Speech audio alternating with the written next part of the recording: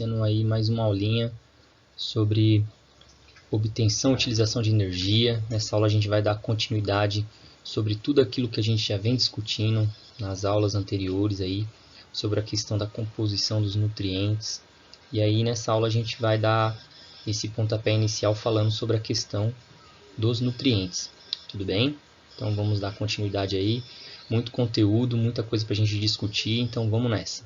Turma, só para a gente se localizar aí sobre o que a gente já vem acompanhando nas aulas de educação física aí, com a obtenção e utilização de energia, agora neste terceiro ano.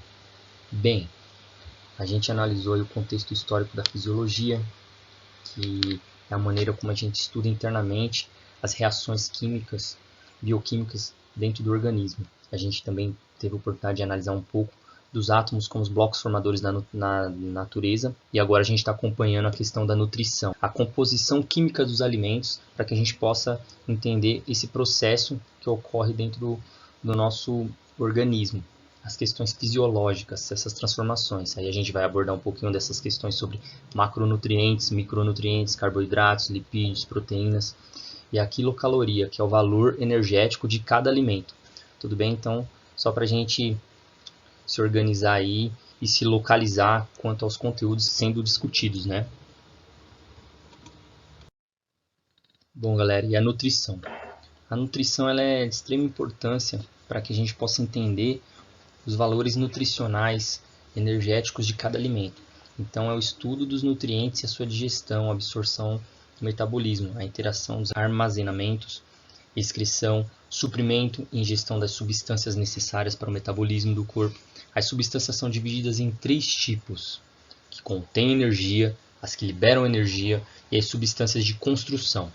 Se a gente for para analisar, carboidratos, lipídios, contêm e liberam energia. No caso das substâncias de construção, a gente tem as proteínas. Então, a nutrição parte de uma área de atividade que estuda de maneira mais aprofundada as propriedades dos alimentos, buscando sempre soluções para que as pessoas possam ter uma vida mais saudável. Então, substituindo alguns alimentos e dessa maneira fazer com que a gente compreenda a importância nutricional de cada alimento como fonte de energia e também como uma fonte de alimento de construção, que é no caso aí para a gente entender as divisões que nós temos aí nos nossos alimentos, desde o café da manhã, desde o almoço. Então isso tudo é de maneira balanceada para que a gente tenha, realizar de maneira balanceada para que a gente tenha aí um entendimento do valor nutricional de cada alimento. Então, desde o pãozinho que você está comendo no café da manhã, até o arroz com a sua proteína, seja de origem animal, vegetal, tem um porquê para que você tenha uma absorção interessante no seu organismo e dessa maneira a gente tem a manutenção do nosso corpo. Tudo bem? Então, a nutrição, basicamente, ela tem esse estudo. Logicamente que tudo que a gente vai fazer, uma dieta, depois que você está treinando, realizando alguma atividade mais extenuante, é necessário a orientação de um profissional, para que esse profissional ele possa te orientar de acordo com o seu biotipo, com a sua rotina diária de atividades, de exercícios, adequar uma alimentação para você. É a mesma coisa do treinamento quando você vai pegar uma orientação com um profissional da educação física. Ninguém realiza o mesmo tipo de treinamento. Lembra que a gente fala sempre, somos iguais porém diferentes, então cada um tem que ter um tipo de treinamento que se adeque à sua rotina, ao seu biotipo e à sua condição física.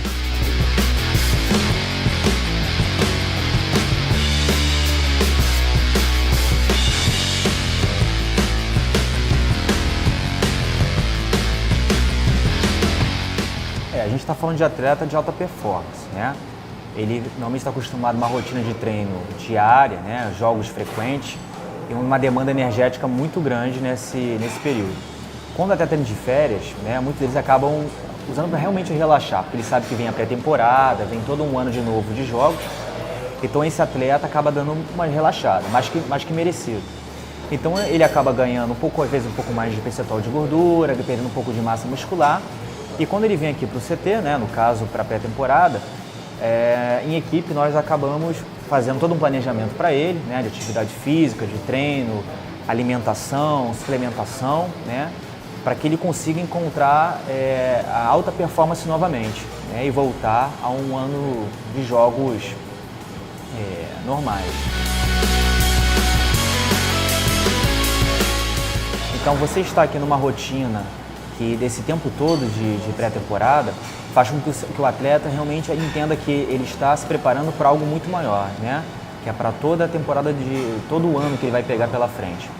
Então eu acho que se ele voltasse para casa, talvez ele continuasse naquele período de férias na cabeça dele. Então aqui ele fica realmente concentrado e se preparando até para a comissão técnica conseguir fazer todos os testes necessários para poder otimizar esse atleta. Então realmente é muito importante que ele esteja com toda a equipe junto, né? E durante todos esses dias para atingir alta performance.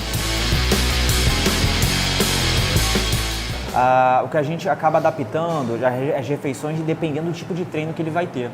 Então, como eles estão tendo treinos 2 vezes ao dia, normalmente a gente em equipe, junto com o Daniel Gonçalves, a gente procura entender qual é o nível de demanda que aquela atividade necessita e a gente adaptando os cardápios para essa ocasião. Assim como os jogos, depois da pré-temporada, os jogos que nós vamos ter, isso também continua. Assim que às vezes a última refeição antes do jogo, ela tem um horário certo para acontecer e tem os alimentos corretos para que o atleta não fique ou cansado, aliás, muito pelo contrário, tem que dar mais energia a esse atleta, né? E não pese isso para ele, né? Para ele ter um rendimento muito melhor. Na verdade, eu divido em intratreino, seria em campo, e o pós-treino. Isso depende muito da nossa toda avaliação de composição corporal, percentual de gordura, massa muscular, e depende muito das condições que aquele atleta apresenta. A partir desse momento, nós fazemos suplementação individualizada tanto antes, no campo e após. Normalmente todo mundo faz o antes e o após, né? Só que no meio do campo nós temos um seguinte problema. Ainda mais nessa época de janeiro, de verão. O atleta, depois de mais ou menos 45 minutos de atividade intensa, ele começa a perder muitos sais minerais pelo suor, além de água, né? Ele vai desidratando. Desidratação não é só água, né? Desidratação são sais minerais e água que ele vai perdendo e isso pode causar alguns problemas. Um muito comum é hiponatremia, que é a falta de sódio. Então a gente às vezes tem que ter uma reposição sim nesse meio tempo.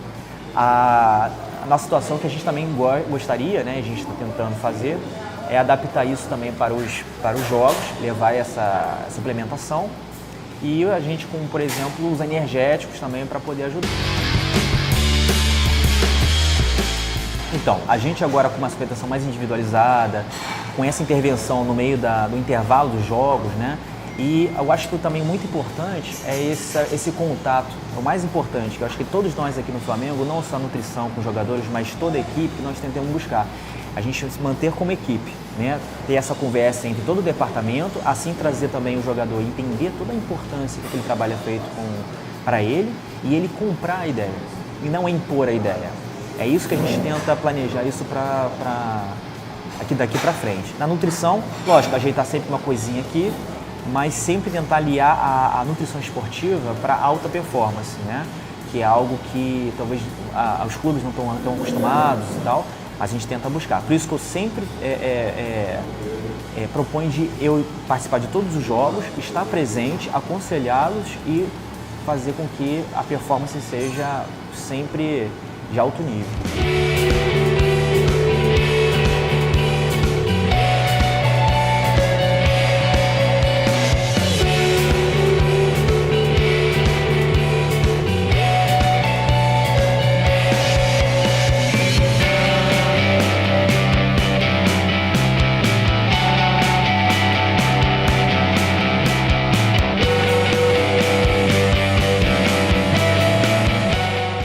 Na nutrição, a gente tem o gasto calórico basal, que é a ingestão diária determinada pelo gasto basal, a necessidade individual para manter a eficiência funcional das células e dos sistemas celulares, pelo gasto da atividade física. Então, o gasto basal determina então a quantidade de energia que o organismo gasta, mesmo estando em repouso, descansando ou dormindo. Mas metabolismo basal é tudo aquilo que a gente gasta para manter o nosso corpo vivo. Gasto energético que nós temos diariamente. Então, a importância de estar procurando um profissional para uma determinada orientação, para um cardápio que você possa estar seguindo, é muito importante. É algo que deveríamos ter, inclusive, como matéria, como disciplina nas escolas, para orientar desde cedo nossas crianças, nossos jovens, para que na vida adulta a gente já possa ter essa consciência. Krusty Burger. Todos os dias, milhares de pessoas devoram os seus pratos insanos, achando que estão ingerindo os nutrientes que um ser humano precisa para viver. Mas por 30 dias, este repórter não comerá nada além dos carboidratos deste palhaço. E eu pergunto... Você quer mentiras para acompanhar? Ah, legal. Mais um documentário que pretende me retratar como um canalha. O que é dessa vez? Dia 12 e eu ganhei 9 quilos. Quanto ao meu colesterol... Está mal. Dá até para tirar raspando. Mas este repórter continuará na batalha comendo agora o lanche alegre. Porque a informação e o conhecimento de um determinado cardápio pode levar com que a pessoa tenha uma vida mais saudável. Isso não chega muitas vezes para nós porque a gente sabe que tem uma indústria ali por detrás, muita coisa. Então, tem muitos alimentos embutidos, processados, que trazem um prejuízo gigantesco para a nossa alimentação. Então, o cuidado e o entendimento quanto à questão dos nutrientes que consome durante o dia faz com que a gente possa ter a manutenção e uma vida mais saudável. A manutenção do nosso organismo através desses pequenos detalhes. Determinado alimento de repente pode ser mais caro, mas você pode substituir por outro alimento com orientação correta do nutricionista. Então isso tudo traz um benefício para que a pessoa possa ter aí uma vida mais saudável. Porque não adianta nada focar somente no exercício físico sem ter uma boa alimentação. Muita gente pode até discordar, mas eu vou falar que o glúten é uma das coisas que mais intoxicam a gente também. Então tá onde? Tá na cerveja, tá no biscoito, tá no bolo, tá no pão, tá na massa, tá no crepe, tá na lasanha. O que você comia antes? Ué, batata frita, hambúrguer, queijo, sorvete, bastante sorvete, bolo, bastante pão. E essa transformação toda só foi possível depois de uma grande mudança dentro de casa. E começou aí, na cozinha. Refrigerante, por exemplo, não entra mais. E não é só isso, a lista de compras agora é outra. A Aricélio deixou de consumir produtos industrializados e passou a comer muito mais frutas, legumes, verduras, alguns que ela nem conhecia antes. E a vantagem é que com isso, a conta do supermercado também emagreceu, né, Aricélio? Mais sequinho e mais saudável. Quer dizer que ficou mais barato. Ficou. Bom, e a função dos alimentos? Os alimentos eles vão ter a função principal de trazer os nutrientes para que a gente possa absorver e utilizar como fonte de energia. Esses nutrientes trazem a manutenção das reações bioquímicas necessárias para o funcionamento do organismo. Nós temos aí então 6 classes de alimentos, que são os carboidratos, lipídios, proteínas, a água, vitaminas e minerais. Então cada um deles tem uma função importantíssima no nosso organismo. Os carboidratos como fontes de energia, os lipídios também como fonte e reserva de energia, as proteínas como alimentos estruturais para que a gente tenha a formação de tecidos, a gente tem a água como transportador, tem as vitaminas e os minerais também, que são importantes para o equilíbrio do nosso organismo. Então cada um tem uma função importante para que a gente tenha aí a manutenção do nosso corpo. Não é somente realizar atividades rotineiras, exercícios, existe também um cuidado gigantesco com a nossa alimentação. Muito se diz que, um ditado popular também, que nós somos o que nós comemos. Então o cuidado com que a gente tem para escolher os alimentos é de extrema importância. Hambúrguer de graça! Não, você entrega o cupom pra eles e eles te dão um hambúrguer. Eu já sabia, mané! Obesidade infantil Isso não tem mais graça. Cereais no café da manhã em que o brinde é o diabetes e copos de refrigerante do tamanho de banheiras deixaram todo o país obeso como no Mississippi. É o Nelson! Não, você tá imaginando coisas. Tem mais alguma coisa? Sólio fervente. Se afasta e me dá um canudo!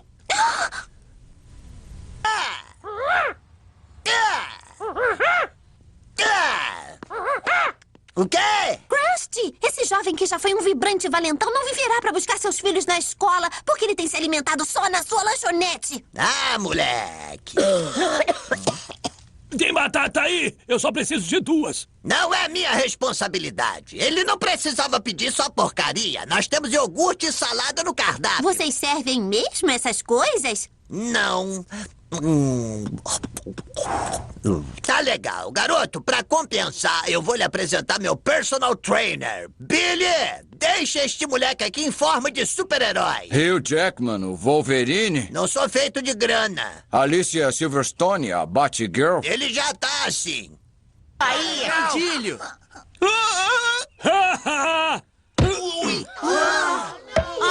Para com isso.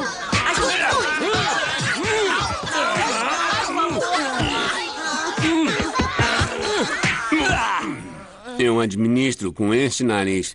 Isso por acaso é um final feliz? Bom, ele é duro com os nerds, mas é um poço de elegância. O que foi que você disse? Nada. Classificando os nutrientes, né? A classificação dos nutrientes. Nós temos os macronutrientes, são moléculas grandes como carboidratos, lipídios e proteínas. Nós temos também os micronutrientes, são moléculas pequenas, vitaminas e minerais. A água atua aí como transportador.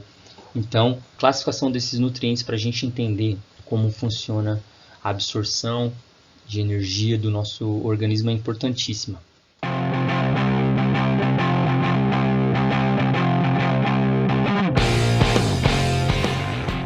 Esse momento é um momento de desintoxicação, né, para os atletas. Eles vêm de uma situação de férias e a alimentação deles é baseada em produtos orgânicos e com consumo de frutas, cereais integrais. Tem os carboidratos de absorção mais lentos, tipo batata doce, aipim, né? Então na alimentação deles não pode faltar esse tipo de alimento.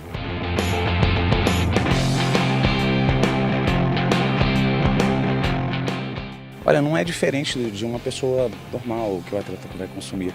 Na verdade, a diferença são as quantidades, principalmente de energia. Eles têm hoje 2 períodos de treino, então eles têm um gasto energético muito alto. Então, assim, eles têm que aumentar a ingestão de energia, então, principalmente de carboidrato. A quantidade de proteína também é diferente, justamente para restauração muscular. E também a quantidade de gordura, eles têm que vir acompanhar isso também, porque a gordura tem algumas gorduras boas, têm uma ação anti-inflamatória muito poderosa. Eu também sou formado em educação física, então eu sou das 2 áreas, então eu sou formado em educação física, sou formado em nutrição. E tem toda uma conversa entre esses departamentos, é coordenado pelo Dr. Tanuri, e o setor de fisiologia, o setor da preparação física, comigo no caso a nutrição e o setor médico são todos, a fisioterapia também é um setor do departamento médico e são todos, tem toda uma conversa entre os setores para gerar um resultado melhor. Então cada um tem os dados e a gente cruza esses dados, cruza essas informações para melhorar a performance ou então melhorar a recuperação desse atleta. Hoje tem toda uma suplementação que é fornecida pelo nosso patrocinador, a Herbalife. Então eles têm polivitamínico, que é para oferecer a melhor quantidade de vitaminas, para não faltar vitaminas e minerais para esses atletas. Tem toda uma suplementação para restauração e anticatabólico, então eles fornecem também uma proteína de alto valor biológico. Então no pós-treino eles consomem uma proteína de alto valor biológico. Tem também óleo de peixe, que é o ômega 3, que é um suplemento que tem uma ação anti-inflamatória muito poderosa, que ajuda justamente a combater essa inflamação. A carga de treino deles é muito forte, principalmente nessa fase de pré-temporada.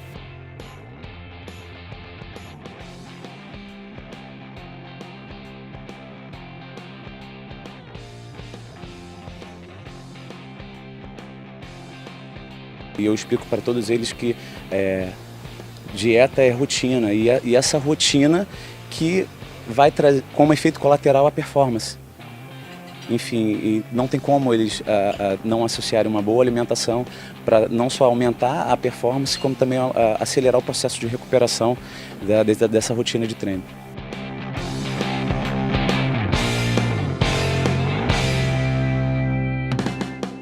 Começar aí então, primeiramente, com os carboidratos, fonte primária de energia, uma das principais fontes de energia.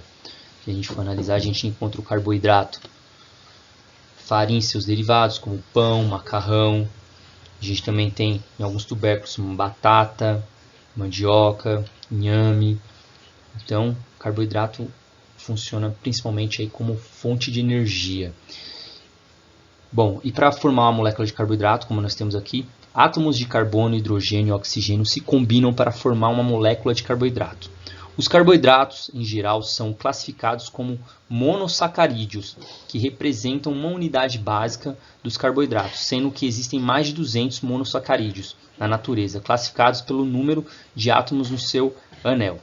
Mas para a gente aqui, sem entrar muito dentro desse contexto da química orgânica, a gente vai analisar aqui o carboidrato principalmente como fonte de energia. A gente vai entender também a diferença entre carboidratos simples e carboidratos complexos. Que um é de absorção rápida no organismo, o outro é de absorção mais lenta. Então a gente vai compreender o porquê que é importante a gente escolher o determinado alimento que a gente vai consumir, porque o consumo desse alimento pode estar ligado também a fatores que vão nos auxiliar para a realização das atividades, exercícios, ou seja, alimentos que têm uma absorção rápida no organismo, eles podem ser utilizados como um pré-treino.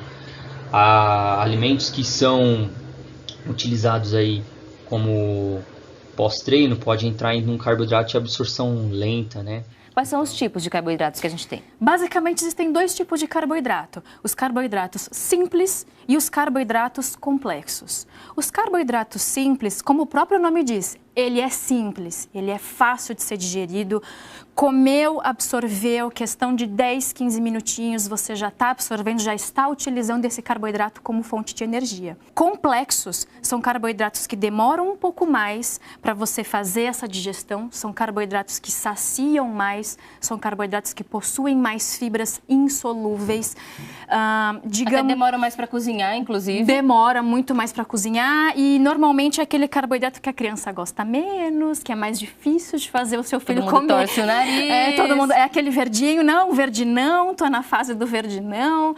Então, realmente, essa é a principal diferença. Só existem dois tipos, os simples e os complexos. Ainda sobre os carboidratos. Os carboidratos são formados a partir de ligações entre átomos de carbono, hidrogênio e oxigênio, como a gente já viu anteriormente. O carboidrato é uma substância alimentícia primária usada para energia, como nós já falamos. O carboidrato é utilizado principalmente como fonte de energia.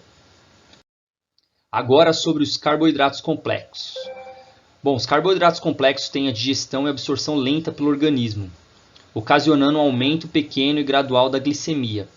Desta maneira, a sensação de saciedade dura mais tempo, ou seja, como eu falei, os alimentos integrais, batata doce, mandioca, o milho, o arroz integral, são alimentos de absorção lenta no organismo. Então aí podemos considerar carboidratos complexos. Então, como os exemplos, batata doce, aveia, arroz, macarrão integral. Os alimentos integrais, eles são, além de ajudar na digestão, são de absorção lenta. Então trazem um benefício interessante para o nosso organismo. Agora os carboidratos simples. Bom, temos aí como carboidratos simples aqueles que são digeridos e absorvidos rapidamente pelo organismo. Isso porque produzem um aumento súbito na taxa de glicose no sangue, glicemia. Além disso, não contribuem para a sensação de saciedade, ou seja, você consome e um pouquinho depois ali já está com fome novamente. A gente tem alguns exemplos simples aí, a própria batata inglesa, quando você come uma batatinha frita, você já tem aquela vontade ali de consumir um tempinho depois. O próprio açúcar, então temos aqui como exemplos, ou o próprio pão francês. Os exemplos que nós temos, Açúcar, mel, arroz branco, batata, chocolate, pipoca, refrigerante, sorvete, pães, biscoitos e refinados. Ou seja, a maioria dos alimentos que nós encontramos aí como industrializados, que encontramos facilmente aí nos mercados. Salgadinhos são um grande exemplo, além de conter muito sódio. Então esses alimentos processados, eles são principalmente carboidratos simples. Alguns aí, se a gente for analisar a tabela nutricional, nem é aquele determinado produto, é somente uma essência daquele produto ou um composto, como algumas batatas, aquelas que vêm em lata. Muitas pessoas pensam que ali é a própria batata, mas na verdade nem é a batata em si, porque ela já vem uniforme ali no tamanho certinho. Isso é muito estranho, porque se formos analisar o processo de fabricação, vamos perceber aí como é diferente.